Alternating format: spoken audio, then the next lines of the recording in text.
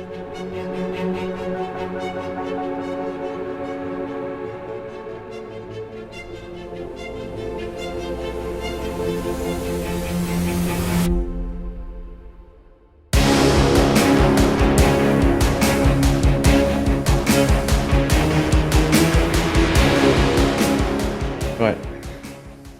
Ready? Yeah.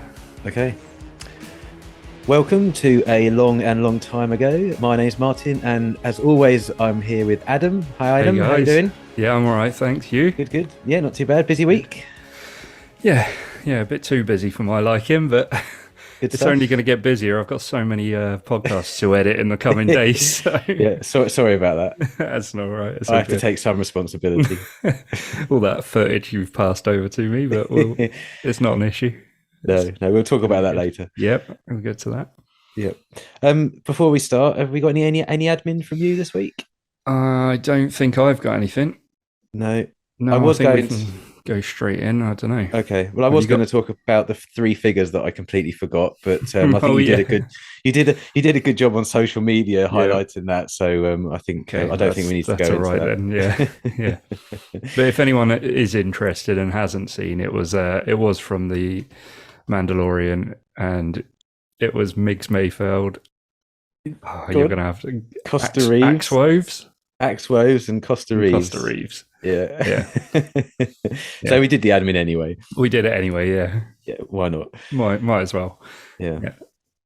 So, what are we going to talk about this week? Well, I think there's a series that starts this Wednesday that we're both pretty excited to talk about when it comes out. But in the meantime, I thought we'd both talk about the film that probably spanned the series off, Rogue One. Yes. Yeah, and you're appropriately wearing your Rogue One t-shirt, which I'm only a little bit jealous of. But yes, Rogue One, well, we've said a lot about this film before, haven't we? Like, it's appeared in our, right at the top of both of our lists of ranked Star Wars films. Yeah, I think it was number 3 for me, and it was number 1 for me. So. Number 1 for you, which is pretty high praise, really, considering it's a non-George Lucas film and part of Disney. I will say though, so we've both rewatched the film this week, haven't we? And I thought I'd do a little bit of research into it, just sort of seeing what other people rated it as, and IMDb has it down for 7.8, which I think is a travesty. That is exactly the same as The Force Awakens, which is an okay film. Yeah. But it's no Rogue One. It's not Rogue One, is it? No. So I think 7.8 is just harsh. I think I looked up Empire, which is a lot of people's favourite, and I think that was 8.6. I haven't actually written that down. Do you not find, though, in this day and age that there's so many people out there who want to just advertise negativity, especially on the internet, that people actually go out of their way without even seeing the film, before they see the films or the TV shows or whatever it is, and they give it a bad review before it's even come out. I mean, there's something going on at the moment with the Rings of Power, the new Lord of the Rings television series on Amazon. And it's exactly, I think it's fantastic, absolutely brilliant. But if you were to look on the internet, it's the worst thing that's ever happened in the history of television. Yeah. Well, you won't be surprised. I haven't got an opinion to give on it because I haven't seen it. But I wouldn't go as far to jump online and negatively review it, without seeing it at least. But that's the thing, if you didn't like it, at least you would watch it first. Yeah. But even then, there's a lot of things, I put forward a few reviews, but unless it really bothers me, I wouldn't negatively review something. It's not to everyone's taste, is it? Lord of the Rings, it's not to everyone's taste. No. Harry Potter, so on. All these things that I'm obviously not a fan of, they're not to my taste, that's all. And our viewership goes down and down. Yeah, well, I don't know. I just think it's a bit... You don't jump the gun and just, I don't know. I don't think it's right to negatively review many things because it's just not for everyone. And I think we'll talk about Rogue One in a minute, but I mean, I think as well, sometimes I'm not the sort of person who does reviews, to be honest with you. If I watch a film, I won't jump online and put what my IMDb score is. So it takes a special kind of person to actually bother to do that, and they must have some sort of agenda in their mind, I guess. But anyway, Rogue One, the film that we absolutely love, and I think we could probably both agree that it's probably our favorite. Well, it's your favorite film overall, but it's definitely my favorite film in the Disney canon. Yes, or the Disney released films, and probably media as well. I think it pips Mandalorian, and I love the Mandalorian, as you know, and I love the final season of the Clone Wars. But I think Rogue One still tops that as well. Yeah. Well, it obviously does. And rewatching it as well, it just reinforced why I feel this way. Because it's just so enjoyable, from the very first scene. And I want to go back to my memory of when I first saw it at the cinema. I always go to see the Star Wars films with one of my mates, Donnie, who is also a massive Star Wars fan. And I just remember us both going. We were really quite excited, even though The Force Awakens was, all right. But we sat down there and we were still pretty excited for it. And you know how it all goes dark and they're about to start the film. And with typical Star Wars films, you get the da-da from the John Williams, from the John Williams, the John Williams soundtracks. And I was expecting that. I was like, oh, here we go. And it didn't come. And I was like, oh, they're doing something different. And I know now that it's obviously because it's not part of the trilogies and it's Rogue One, a Star Wars story. But I don't think that took me away from the film. I don't really know what point I was trying to make there, actually, but I don't know, it's just... It kind of felt that it was something fresh straight away. Yeah. I guess that's it, yeah. I guess it was bringing something new that, it was just awesome. And they've still got, even without that classic track, they've still got an insanely good soundtrack that just brings you in. Yeah, and I actually did want to do an episode at some point about how John Williams' soundtrack makes the films infinitely better. Yes, makes them even better than But I've always had a tradition of whenever a Star Wars film comes out, I'll buy the soundtrack. When George Lucas made the films, they always came out about 2 weeks before the film, so I'd literally play that CD nonstop until the films come out. So when I went to see the film, I knew all of the beats of the films through the music. But with Disney, they always release them on the same day as the movies come out. So as soon as I've been to see the film, I pop the soundtrack in and I listen to it 3 or 4 times the next day. And you're right, one of the standouts of Rogue One is Michael Giacchino's. I'll get it right in a minute. Soundtrack. And I think he would have been the first composer in a Star Wars movie that wasn't John Williams. So big shoes to fill, and I think he does a very, very good job. And he doesn't. There is some original music from John Williams, notes, beats from the films in there, but they're very subtle. And for the most part, it's brand new music, which I think was brilliant, because that was a real risk. Yeah, and it's a risk that paid off.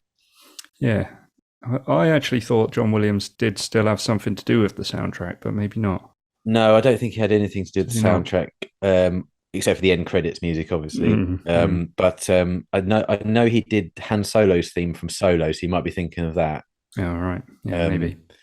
And obviously did a bit of the Obi-Wan theme tune, but no, he didn't have anything to do with Rogue One. Yeah, to my knowledge.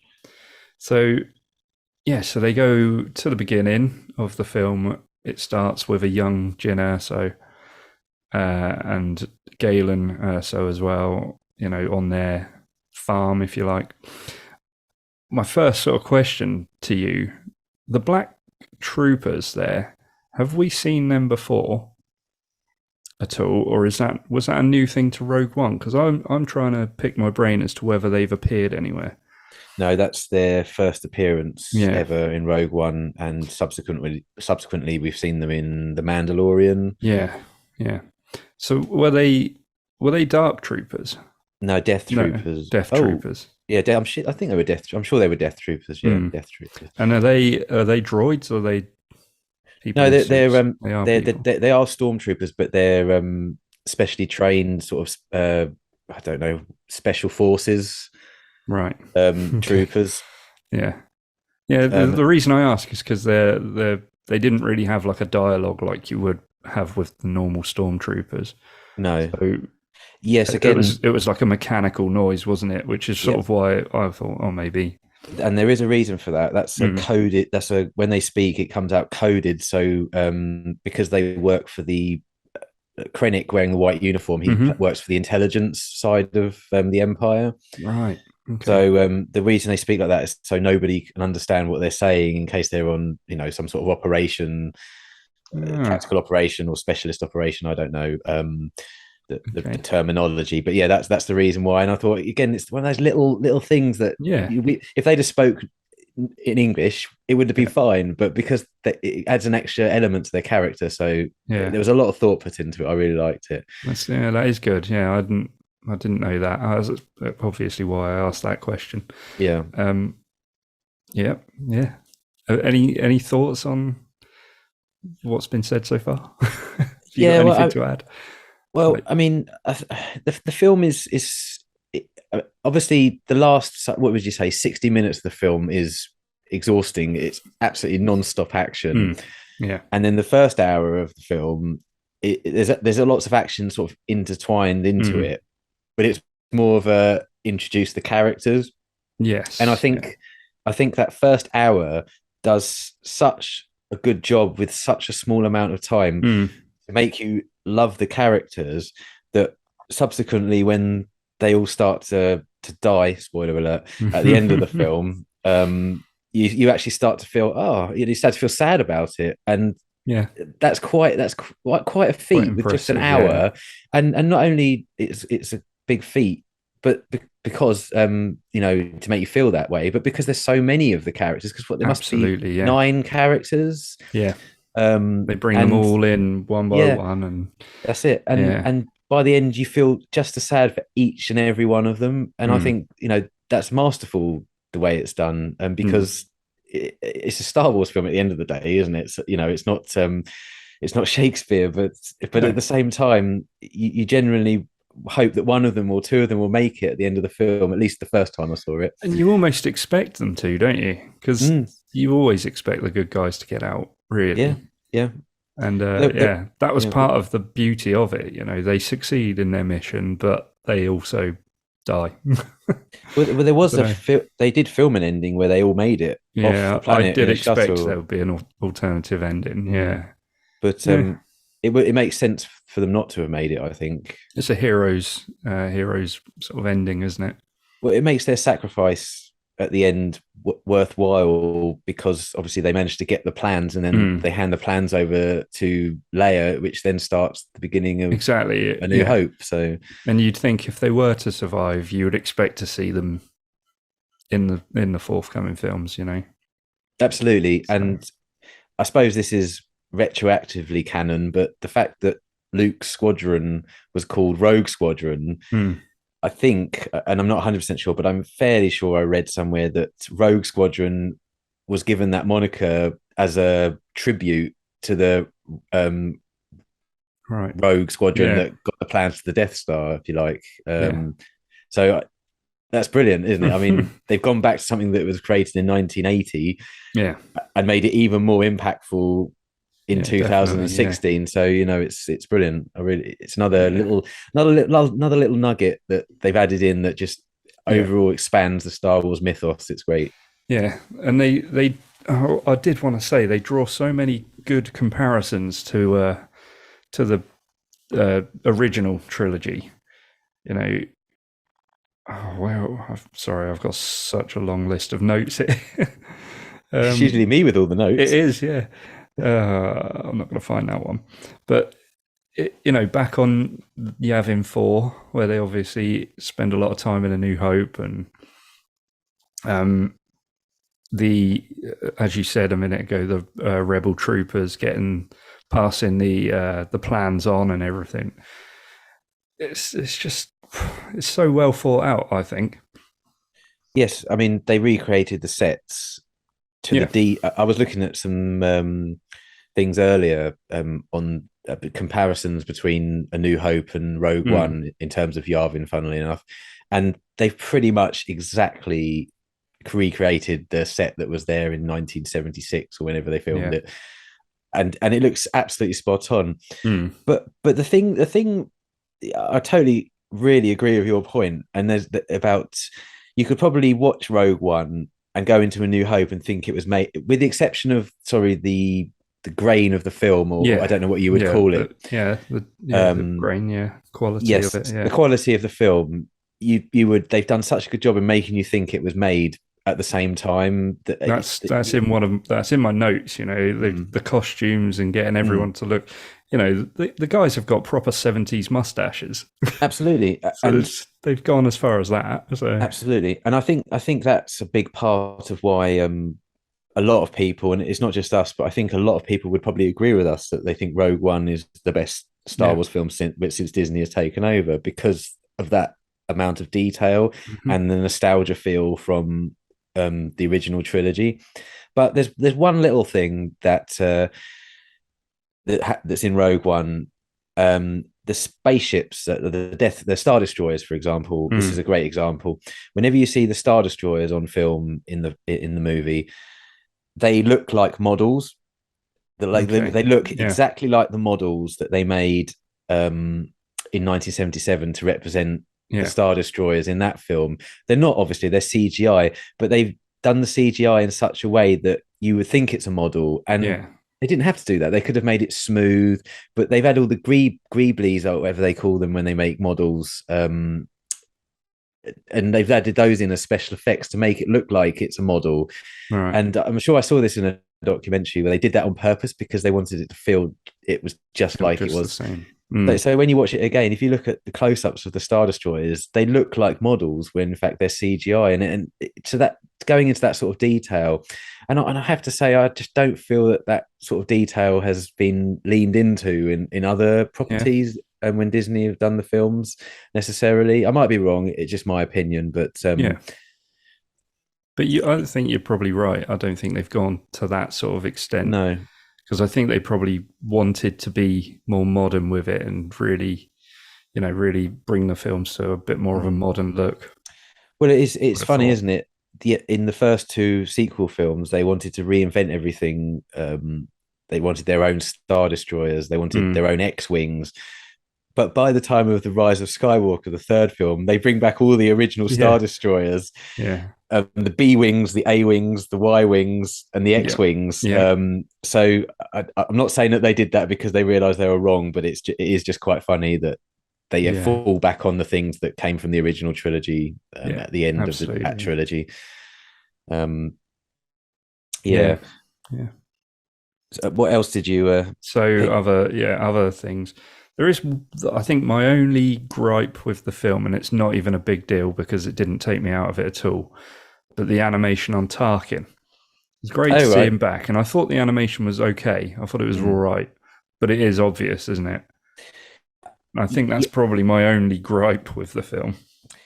Yes, I can't disagree. I think when I first watched it, my mate who was with me had to pick my jaw up off the floor because I was thinking, I've never seen anything like this. But in the subsequent years, when you see the things that Marvel have done, it's just a product of its time, I guess. I think that's right. I think that's what it is. Yeah. I think it's not bad, Oh God, no. But the eyes and just so you know, I watched it in 3D when I watched it this week before this podcast, and I have to say, I'm so upset that they've dropped 3D now, especially on Blu-ray releases, because watching Star Wars in 3D is on a big screen it's spectacular. But I'll come back to that in a minute to talk about Tarkin. Tarkin, it was his eyes and his mouth, I thought, were the real issues I had. It's almost, it was great that he was in it quite a lot, because a lot of people thought, oh, he'll just be in one scene perhaps and that'll be that, but he is actually quite a main character in it, isn't he? Which makes sense. Exactly. I was just going to say, but when Krennic walks into the Star Destroyer bridge and you see the back of Tarkin, and then you see his reflection in the window of the Star Destroyer. I thought to myself, if they'd have just left it at that and he just spoke to him with his back to him and you just saw his, that looked amazing. I mean, obviously, because it was a reflection, you could hide the imperfections a little bit, absolutely. But obviously, yes, you're right. It wasn't fantastic when looking back now. It was great when it first came out, but you never know. In the future, they might do a George Lucas and go back into the movie. I did think that. I did think that, but yeah. It was better than Princess Leia, though. I have to say, she was the weakest part of the CGI. It's almost like they spent a lot. There was a lot of glow, wasn't there? I think was she glowing so much? Yeah, the skin wasn't quite right, was it? No, and I think they spent as much time on Tarkin to get him as close as they could, but they kind of just did a quick run at Leia. I'm sure that's really disrespectful, because I'm sure the animators probably spent hundreds of hours on it. Yeah, hours and hours. But yeah, it wasn't bad. It didn't take you out of the film, and it kind of finished the film how you'd expect it to. Yeah. But before we get to that, there was so many nods to the other films. Punch It. They say punch it quite a lot, or in a couple of occasions when they escape Jeddah, which always makes me smile. I always say that to my wife when she's driving. Yeah. Oh, who doesn't? What else was there? The Death Star getting into position to destroy Jeddah as Galen is talking about the power of it. That scene, cinematography. Yes, the cinematography was just fantastic. The cinematography of the whole of that film is just spectacular. Yeah, it is. Yeah, Scarif. Everything on Scarif is just brilliant. Yeah. Jeddah looks amazing on screen. Yeah. Doesn't look overly different from some of the other planets that have appeared in Star Wars, but no. It's a sandy planet. Why would it? But the architecture on it, I thought, was a very different. And I kind of like the hints at the fact that it was a planet that worshipped the Jedi at some point. The huge statues that had also been knocked over by the Empire to try and hide the Jedi. I thought that was fantastic. Yeah. And then obviously seeing the AT-ATs as well on the beach. There was actually AT-RTs. Those are they AT-RTs? Is that because they've got that bit missing in the middle? That's right. They're kind of transporters for materials. Crates in the middle of them. So. Yeah. So the bit I liked about that is when the rocket, they fire off the rocket and it hits it in the face, and it just. Do you know what? It just reminded me of like a boxer getting hit and then not really having an effect, and he just turns back, and it's like, oh, we're in trouble now. And the added effect of the original sound effect of the walker turning from Empire Strikes Back. Absolutely brilliant. It just goes to show sound plays such a big role. It really does. Yeah, definitely. Are you forgetting Panda Boba and Dr. Evazan? I didn't know whether to write that down, but it's pretty obvious, I know. It's quite good. It's good to see them again. There was a reason for them being on the planet that I did read up all about. Oh, okay, I didn't know. Not too long before watching it. Yeah, but I can't remember it now. I remember it, but admin for next week. Yeah, maybe. Yeah, before we get on to the next series. Yes. When. Oh, I don't want to get too far ahead, actually. There's a good few things in there that I want to talk about. Boar Gullet. Oh, Boar Gullet. Do you know what? That's one of the things I personally would have perhaps left out. It didn't really serve a purpose, did it, really? Because it just sort of brainwashed Bodhi, wasn't it? Was it Bodhi? Yeah, Bodhi Rook. Bodhi Rook. But then he's in his cell, and then they snap him out of it, and then they rescue to get him him out of it. Yeah, that was about its only purpose. But I actually want to know if there's a vintage collection figure of that. Oh, Bo Gullet. Yeah, no, because there's so many crazy creatures that have got vintage collection figures. I thought that would be a pretty big figure. Yeah. No, I don't think they've ever made a toy of that, but I will check into that. I'm going to make a note of that now Yeah. because I'm going to have lots of people saying, "What are you talking about?" And if not, we need to get one. Yeah. For no reason other than it's just Yeah. another one for the collection. I like the saying, "One fighter with a sharp stick and nothing left to lose can take the day." That's a brilliant little saying as well. Yeah, it's great. Absolutely great. It is a film full of unreal dialogue as well, isn't it? Yeah. If you're into that sort of thing. Yeah, no, well, dialogue's a huge part. So, I mean, absolutely into that. Yeah. So, towards the end, then, when they're on Scarif, they dress as Imperials, but I would like to know what Jyn Erso was dressed as. Well, that was... I've not seen that costume before, no, I don't think. I'm fairly certain. I've only seen them about 1,000 times, so I should know this, but I don't remember seeing that out uniform in the original trilogy. Yeah. I think it's something that perhaps a landing trooper, sort of helps in the ships when they're landing, but I don't know for sure. But no. I think that's the first time we've seen that. That might be one for any listeners. If you do know what that one is, let us know in the comments. Yeah, because it's just an interesting one to see. Yeah. Have you got? I mean, I love the whole film. I find it very difficult to find anything wrong with the whole film, but the part of the film that I just cannot get enough of, and there's actually edits on YouTube where you can just watch this on its own, is the space battle above Scarif. Yeah. I mean, it is literally Return of the Jedi vibes, and I don't know if you remember. I've not got to that bit in my notes yet. But sorry. No, I'm going to jump to it. Go for it. I just love that moment, or those scenes, because I don't know if you remember when we did the top 16 Star Wars canon films and TV shows. Yeah. When I got to Return of the Jedi, I said one of my all-time favorite moments in all of Star Wars is the battle above Endor. Yeah. And I think they haven't recreated that with this battle, but they've certainly used the vibes from it. Yeah. And I thought it was brilliant. It's not very long. It's very structured. Everything's got a reason for being on the screen, just like Return of the Jedi. It tells the story of what they're trying to do. It's not a big action set piece for the sake of it. It's absolutely brilliant. The X-Wings, the Y-Wings. When I go to see the films at the cinema, I usually go with two friends of mine, Stuart and Tom, and we've pretty much gone to every Disney release since the films have come out. And this occasion, I went with Stuart, and we were enjoying the film. We thought it was excellent. It was brilliant. But then, as soon as Red Leader and Gold Leader came on, and they'd found footage in the archives of takes that they hadn't used for Episode 4 and inserted them into Rogue One, we were both fist pumping the air because obviously we never thought we'd see anything like that. It was never even in our minds. And to this moment today, I love that bit so much because of course it would be them. They will be fighting against the Death Star in a couple of days' time in terms of the timeline. So that was brilliant. It's perfect, yeah. And I was going to say, in my notes, it's like the whole Red Leader standing by, Gold Leader standing by, and I was like, this is so cool. Even though I've seen the film 5 or 6 times, I think I was just like, this is so cool.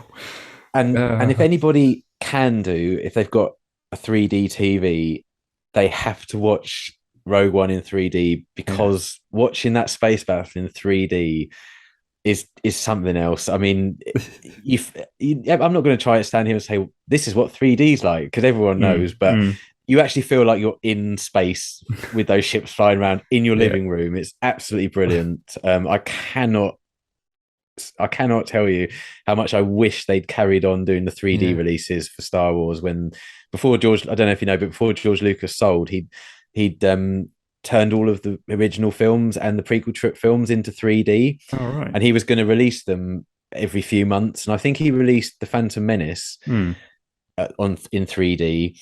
And then he sold the company and Disney decided to scrap the whole idea. So somewhere at Lucasfilm, all of these 6 films have been transferred into 3D. And you know what George Lucas is like? He would have made sure it was done very well. He never did anything, halfway.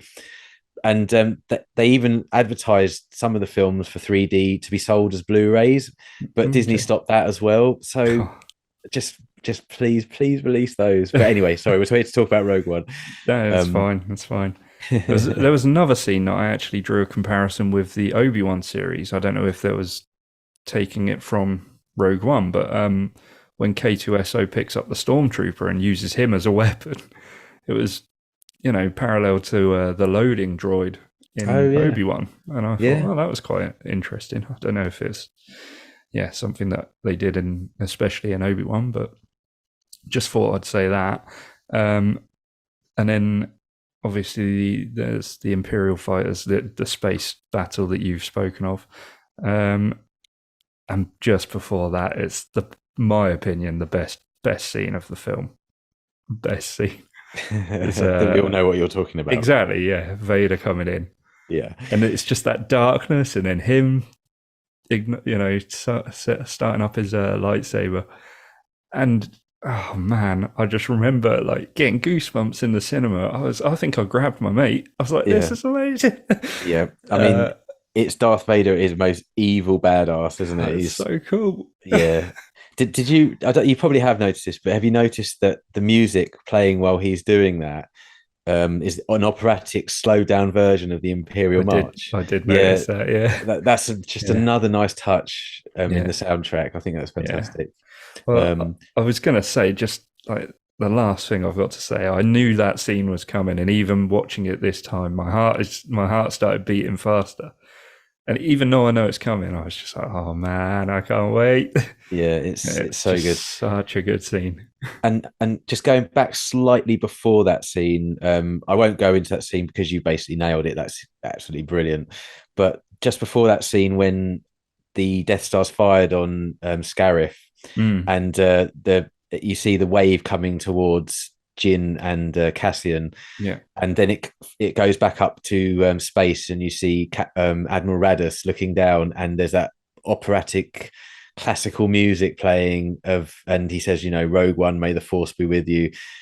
Again, the cinematography is just something incredible. On another level. It really is, and it kind of gets you, pulls at the heartstrings a little bit. That wow. They've just sacrificed themselves. They've got the plans, and you think, it's really weird because that the plans are going to get to Princess Leia, but you kind of think, oh my god, they're going to do it. They're going to do it, and that's for me the sign of a great film, because you're so tied up into it that you forgot. The ending. It's all going to work out. Yet it's you don't think of it like that. Yeah, it's brilliant. It's a fantastic film. Such a good film. Let us know what your favourite moments of that film are. I'm sure you'll agree with us with the Vader scene, but favourite moments, let us know. And we haven't got much time, I know, but we'll have to talk about the trailers that originally came out, because there's so many deleted scenes that are in those trailers that originally came out, of so many things that we never saw because they came in at the end, and Gareth Edwards kind of just edited the film, and then they decided they needed a lot more footage, and they kind of changed the structure of the story a little bit, and someone else came in and directed some scenes. I think it was Gary Whitta, actually. Who's the guy who's actually created Andor? I forget his name. Oh, I don't know off the top of my head, I'm afraid. No. He came in and he filmed some scenes, and they changed the ending and certain parts of the beginning of the film, I believe, with Jin. And there's so many scenes that they haven't released with Darth Vader, with Krennic, with Jin. There's a whole different ending to them getting the plans up to the fleet. So I'd love to see that at some stage. Hopefully they bring out a 10-year anniversary Blu-ray or something on Disney Plus or on Disney Plus. So that'd be cool. But best Star Wars film Disney have done so far, and up there in terms of Star Wars in general. Absolutely, yeah. So do we want to talk about Andor a little bit in a couple of minutes that we've got? I think in terms of Rogue One, you learn a little bit of where Andor's been. I think he said, doesn't he, that he's been fighting this war since he was 6 years old, I think he said. So we kind of got a slight hint. And obviously at the beginning of Rogue One, we see him mercilessly kill his informant because he knows he won't get away. So we know at the beginning of Rogue One he's quite a ruthless agent for the rebellion, who's doing things behind the command hierarchy. Like Mon Mothma obviously gives him orders, but then his colonel or captain or whoever he was giving him other orders to follow. But he's in some sort of CIA type agency inside of the rebellion, which is quite interesting. So we might find out more about that. Yeah, that'd be good. Anything you're hoping for? I'd like to see more of Scarif personally, and I'm wondering if we'll see Tarkin again. I don't think we'll see either of those things, no? To be quite honest with you. No, I think Scarif is for the film. And we are likely to see Jeddah again, though, aren't we? Do you think? I don't know. We're going to see Saw, aren't we? So possibly whether he's still on Jeddah. Possibly. Yeah, we might do. I mean, I have read that they're going to be very light on Easter eggs and fan service in this series. So I don't think we're going to see a huge amount of stuff like that. But who knows? They might just be saying that to sort of temper our expectations. Yeah, we don't know, do we? Cool. No. Well, I think that's all we got time for this week, unless you've got new addition to show. I think we'll have to save it for next time. No problem. We're running out of time. Running out of time. Yeah. Cool. But we do have a little tease for some people, don't we? Oh yeah. So we've got a challenge coming up. We'll get into it more, but our next episode should be a little bit about that. Yeah. I don't know if you want to give away too much more than that. I don't know if we give away too much, but let's just say we're leaving the studio and we've given each other a challenge, and we're on the road for the day. Yeah. Filming ourselves on this challenge. So I really can't give away too much more than that. But there'll be a couple more podcasts coming out about that. Yeah, and it's good. It's all fun. We can say. It was a good laugh. We've already already done it. So it's just the editing to do now. Cool. Excellent stuff. Right. Cool. Well, I think that's it for the week then, mate. Excellent. Everyone like and subscribe and rate and review if you're listening. That'd be great. Yep. Any notes about Rogue One are more than welcome. Any notes, get them in the comments below. And we'll see you next time. It's Andor next week. Yeah, cool. Take it easy. Later. Bye.